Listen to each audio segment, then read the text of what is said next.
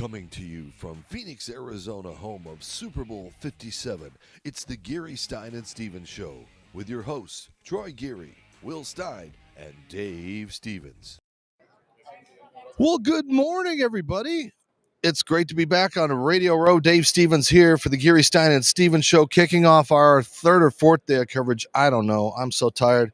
But it's great to be here back in my home, Valley of the Sun. Haven't got up to Wickenburg, but they got a great festival this weekend that I wonder if my guest today has been up there and tasted some of the delicacy of cactus and fried whatever they do up there. But let me bring in my friend and host from Minnesota, who is right across from me, Troy Geary. Of course, better than being in Duluth right now, right, Troy? Oh, yeah. I left, it was 15 below. So. And Will is somewhere around trying to grab Sean Alexander, former Seattle Seahawks, so we will hopefully have him a little bit after. But are you hungry?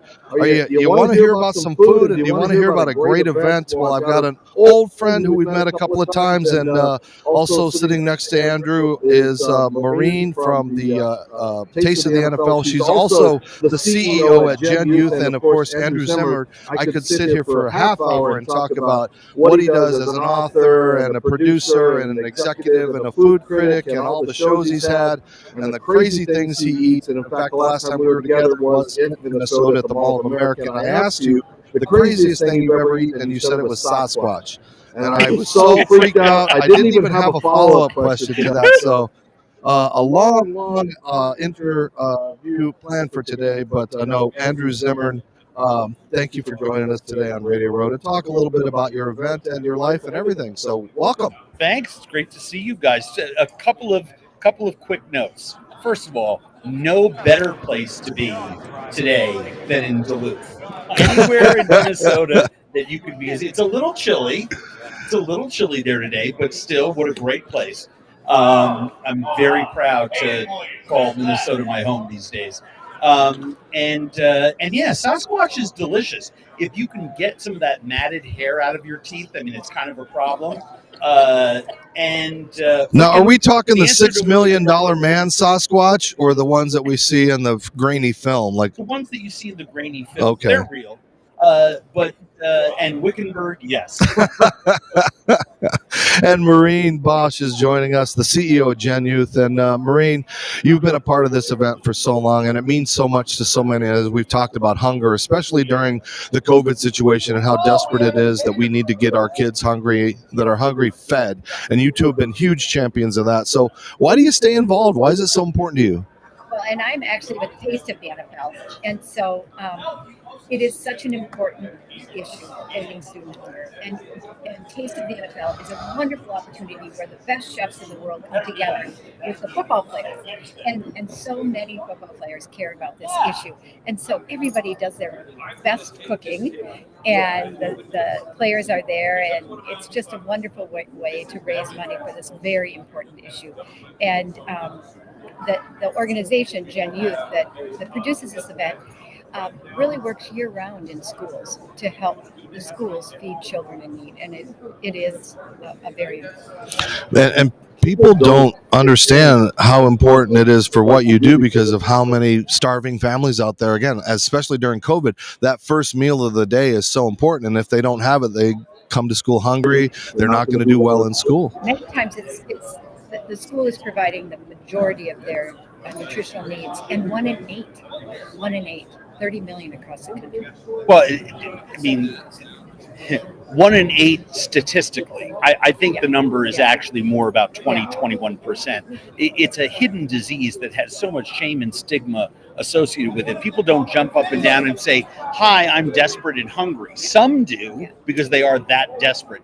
Many people don't put the hand up. Many families would rather feed grandma than buy medicine, right? Or buy medicine for a sick child and skip a meal themselves as parents. Hunger is a hidden problem as well as an overt problem that you can see. So I'm convinced, after working in hunger for the last, 24, 25 years at a very high level, that we don't know exactly what the number is. It's, as best I've been able to peg, it's about 21, 22%. One of the things that's so important is that our municipal, state, and federal governments can solve the hunger problem. I think it would take statistically about 2 weeks. We have the distribution systems, we have the trucks, the buses, the cooking equipment, we have everything that we need. We even have the $2 billion or so a year that it would take to feed those that are hungry, right? It is within our ability to solve this problem. However, we lack the political will to do it. This is not left or right. This is not red or blue. This is a forward issue for America. Do we want a country where it's okay that kids are hungry?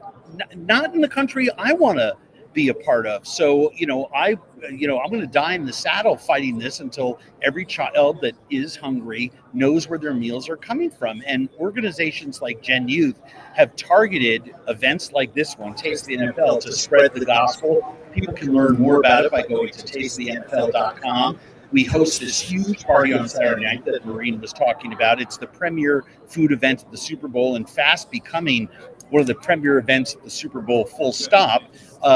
Tickets are being held this year for the first time at the door, so people can come. You can buy tickets online. You can learn more about the organization. And if it's within your capability to do so, please make a donation. But even more importantly, because most people in America are cash poor right now, right? And so as important as dollars are, please go to tastetheNFL.com if you're listening.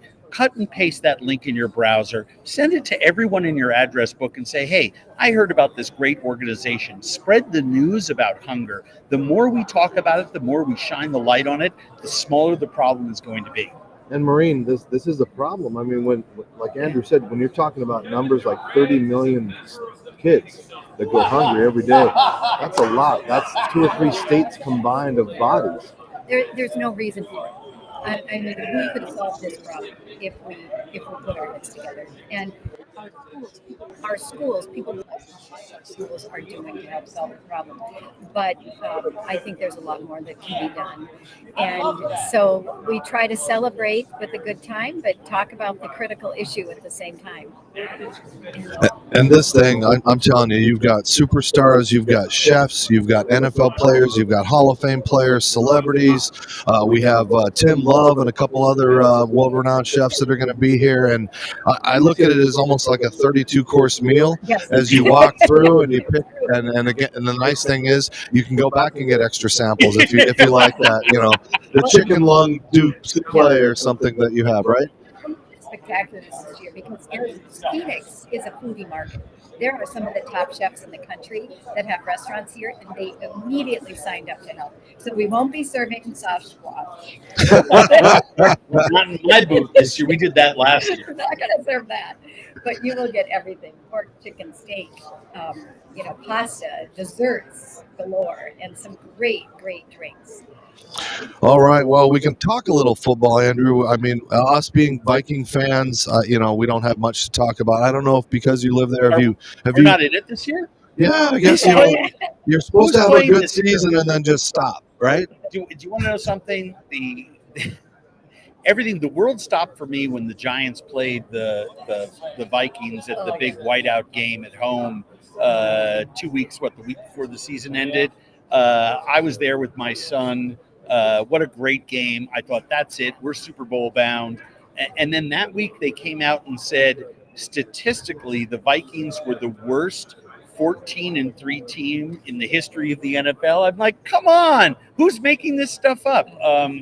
But yeah, Vikings will be in it in Las Vegas next year, and you and I will be having a much different conversation. But the game, I think, is going to be really exciting. I think that what it's come down to I think, sure, could some of the other games gone a different way, with Buffalo or Cincinnati perhaps, but I think we have the 2 best teams in football going at it on Sunday.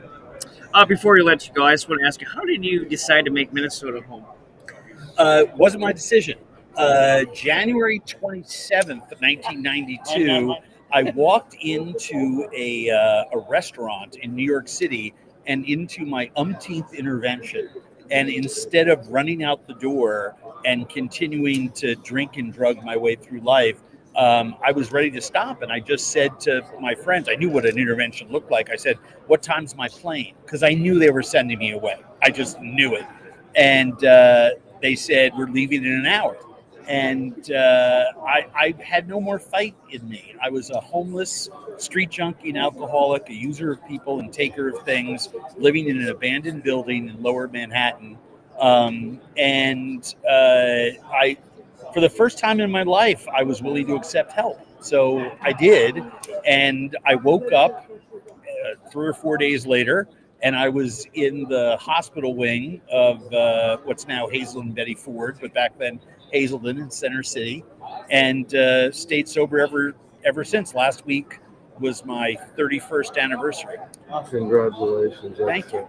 Congratulations, that's awesome. And your story parallels much like Lee Steinberg. I don't know if you guys' paths cross, and to show your vulnerability and to be a success story that you are. I don't think you share that story enough for people. They just see you as this TV personality. Well, I say it every time I'm asked, right? And I mean, look, here's the thing: is I'm sitting across from someone that certainly has had plenty of challenges in his life and never saw them as challenges. You saw them as opportunities, and you weren't going to let your circumstances dictate what your life looked like. It took me 30 years on planet Earth to come to that realization. So, I'm late to that party. But for people like you, me, Lee, we have the same stories that everybody else does. Everybody else has challenges. Everybody else has problems. But there's stigma associated with sharing them, right? So you made a decision at some point, right, that you were not going to let that stand in the way of talking about it every opportunity that you could. Every single opportunity that I have to talk about my isms, I do. And that's why I fight tirelessly for this, because, I know what homelessness is like. I took meals at the Salvation Army. I stole to feed myself. I lived in an abandoned building. I did all those things. I was an active addict and alcoholic. And I was blessed, and I'm not one anymore. And so when I got my platform 20 some odd years ago, I made a decision based on urging of, by some friends to not waste that time. And I think it was the best decision I ever made, because every day, I'm sure like you meet someone who sends you a tweet or stops you on the street or says something and says, thank you. I heard you say X, Y, or Z at A, B, or C, and it changed my life. And I guess that's what's most important, right? Yeah, except I don't have a TV show. Like, I don't have a travel. As much as I travel, it should be like, I should be showing all the crazy things that I have to do in my life. And I appreciate the kind words for me. And Maureen, I'd like to know how you got involved in this in the first place. What made you want to? You've had a very successful career in Minnesota doing the things that you've been a part of, and the Taste of the NFL and everything. But what brought you to this level and the magnitude of the impact that you make? Well, I was on the board of Taste with Andrew for about 10 years, and I knew how important this event was to fight food insecurity. And so I was doing the Super Bowl in Minnesota, which you guys were all part of, which is great. And after that, I really wanted to give back. And so the founder, Wayne Kostrowski, was ready to retire, basically. And I said, it's too good of a brand not to keep it going. And it's one of 2 sanctioned events by the NFL, and it's the largest philanthropic event. So we partnered with Gen Youth and still food insecurity and student hunger, and it's been growing. So it's wonderful. We've last year, this will be the 3rd year in a row, we will have raised over $1 million to give back, and we couldn't do it. I have to mention PepsiCo and Foundation and Quaker and Frito-Lay and make all the plugs. All those Get guys. them out there. None of this. They care so deeply about this issue, and they're on the front lines with us, and we are grateful, really, really grateful. It's funny that I've forgotten about that. You and I, we were on the board of Taste the NFL together. We're both on the Super Bowl host committee for Super Bowl 52. We're now doing Taste the NFL for Gen Youth. We've been working together for a long time. Probably, yes. One word about corporate America and food. First of all, we can't do it without our corporate partners. But and anyone who knows me knows that I'm not on Karl Marx's left knee, but I'm sitting on his right knee. I'm about I consider myself a socialist utopian. And people always ask me why I'm such a big fan of big corporations. And I'm a fan of them because they have the ability to make an impact. And there are so many of them that do absolutely nothing, and shame on them. And then there are companies like the ones that are helping us that do everything they can to support this organization and to help us end childhood hunger. And I don't think those two things are incompatible. So for the people out there who are saying, hey, Andrew Zimmern, you're always railing against quote unquote big food and big ag. Yeah, I am against the bad actors in that group. But I'm also want to make very clear how much I support and adore the companies, the big companies that actually have foundation arms and giving arms that do so much for so many, because they're able to make huge impact. For them to write a big check is possible. Without them, we couldn't do the work we're doing. It's so good to see these corporations working with you guys, and they don't get credit enough because they think of them as money making machines, but they do give back. That's right. They get railed. It's very funny because we're all a bunch of us are Minnesotans here, right? One of the biggest companies in the world, food companies, is General Mills, right? So everyone says you're poisoning our kids with sugar. Now, you can look at it that way, and I've said this to the president of General Mills. I said, you can look at it that way. What people don't know is that the group in the world that's spending the most money on planet Earth researching drought-resistant grain because of our climate crisis is General Mills.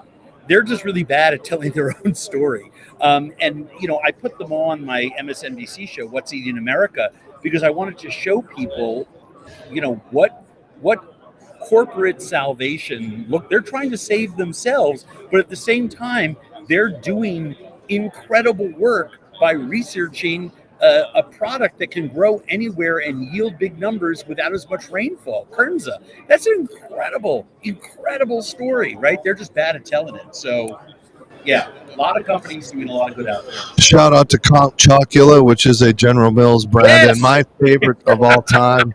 But don't forget, you can give and donate to genyouthnow.org. Go to that website. It's an amazing organization. And tickets, again, tasteofthenfl.com. We're going to take a quick break for a commercial break, but I'm just going to talk while we see this commercial, of course. And don't forget, right now on Radio Row, it's an exclusive. You can get 25% off of Fresh Clean Threads. That's right. The shirts that I'm wearing, what we've been wearing all week. You go to freshcleantees.com/GSS show, type in the code touchdown, you get 25% off. It's exclusive only to us. Only in the nation of the United States can you get this special discount. And like I said, I've been wearing them all week. So if you want to look good and feel good and wear these fresh, I got everybody that's got these shirts, and of course we're going to give you guys a couple, but it's been a great week on Radio Row. Again, thank you to our sponsors as we wrap up. Let's get our folks updated on your life, Andrew, real quick. As far as, we've seen you on various shows, Travel Channel, all those kind of things. So what do we got now? Where can we find you? How do we see you? Everything Andrew Zimmern, you can find out at andrewzimmern.com. I'm on the Outdoor Channel with Andrew Zimmern's Wild Game Kitchen, Netflix with Iron Chef, and Magnolia Network and Discovery Plus with Family Dinner. And of course, they stream 20 years of Andrew Zimmern television. Every show I've ever made has been for one of the now Warner Brothers Discovery family of lifestyle networks, except for MSNBC show, so it's all on the streamer there. It's weird having people come up to me saying, I love your new show, Bizarre Foods. I'm like, been making that since 2007. It's wild, but streamers have made all of that, all the old stuff new, but the new stuff is pretty fun. Family Dinner I'm really proud of. Wild Game Kitchen on the Outdoor Channel is fantastic. If you love to cook, it's I love making television. And Maureen, do you guys ever just get together and slum it and hit a White Castle out on St. Paul on University Avenue? I'm just glad he stayed in Minnesota. I'm in Minnesota got lucky. It's funny that you said this is the honest to God's truth. If you walked into my house right now and you opened up the freezer, there is a stack of frozen White Castle sliders because that is probably my new comfort food. What do you call it? Guilty pleasure? They come like 12 to a box, 90 seconds in the microwave. If I could stop, I would. It is, my friends look at me like I'm crazy. I'm like, until you've had a White Castle steam burger, and I know where they are in the Twin Cities. They're disappearing, but they're still there. But those ones in the freezer case, they're in my house right now. Yeah, for our folks that aren't in the Midwest and don't know, they're the equivalent of Jack in the Box tacos at 2 a.m. that you get here in the Valley. And Culver's is my big passion, though. Culver's, I still think, is the best fast food burger there is. Have you ever thought about a show where you try to take fast food that's made and make it into a better product or do someone something? else, it's on True TV. It's called Fast Foodies. Someone got there before me. Every good idea is already taken. Hey, yeah. Well, I think we could do something with me and you doing some stuff working together, Let's find accessible restaurants, because there's that's one of my biggest peeves, and I don't want to get on a soapbox because I'd have to crawl up on the table. But when in the East Coast, there's all these beautiful diners, and the diners are always built to have that look of a train car and steps up, and there's never accessibility to get to those things, and I miss out on a lot. It's a huge. There's a friend of mine in New York who's opened a fine dining restaurant in Harlem that is owned, operated, and staffed by people with challenges of all kinds, right? And they have tried to create a model to show you that not only is it possible to build a restaurant like that, but that you can have one of that quality where, everyone who cooks there, serves there, opens your bottle of wine, opens the door, greets you at the table. And I think it's something that we need more of. I think those kinds of restaurants, just like the hunger problem, show you that these things are solvable. We don't have to have a world where there's more walls. We need to lower walls. There shouldn't be walls. It's just that simple. So true. Well, amen to that, and I'm going to have to get that information from you so we can do something on that for Ability Media and the Disability Channel. Because again, if we are the biggest minority in the world, and yet we have the smallest voice. And there's so many, I'm sure you've experienced this, where they have these grandfather clauses. It's a historic building, we can't change and put in a ramp, or so many things that I could jump out of my wheelchair and lift it, but I might champion the causes for those ahead of me and those that can't do these kind of things. So, real quickly, as we let you guys go, Maureen, I kind of forgot. Where can we fix ourselves and get tickets for this event this weekend? tasteofthenfl.com, and actually at the door, where you can, if you decide at the last minute to come, don't hesitate. And there are VIP packages for if you want the ultimate experience, which gets you probably a little one-on-one time with the chefs and the NFL superstars and things like that. Maybe get to hang out and have a hot dog with Andrew or something like that. Well, he's our MC.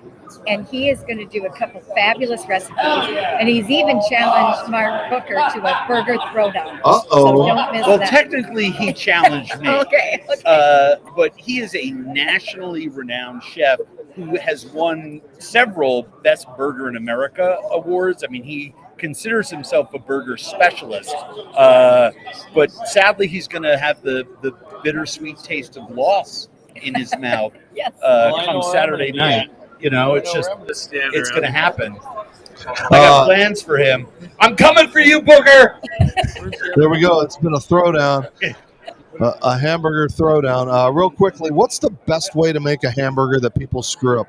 Because they always either overcook them. Pan's not hot enough, meat's too cold.